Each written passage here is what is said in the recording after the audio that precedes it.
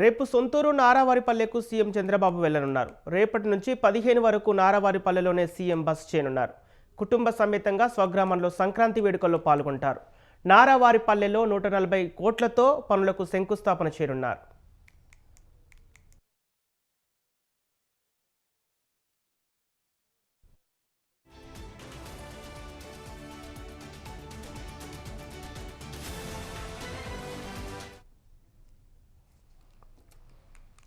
రేపు సొంతూరు నారావారిపల్లెకు సీఎం చంద్రబాబు వెళ్లనున్నారు.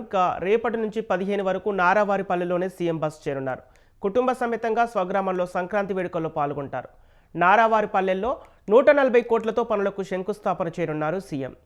ఇదే అంశానికి సంబంధించి మరింత సమాచారం మా ప్రతినిధి శంకర్ అందిస్తారు.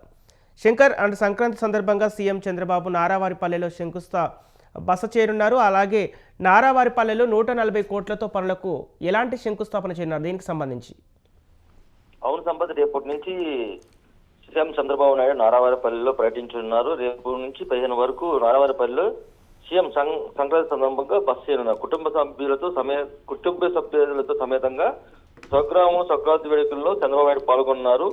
నారావారిపల్లిలో 140 కోట్లతో పనులకు సీఎం చంద్రబాబు నాయుడు శంకుస్థాపన చేశారు.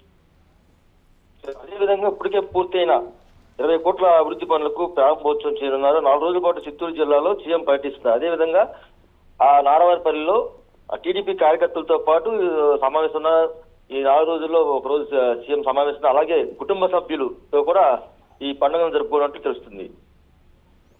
Okay, right. Thank you Shankar.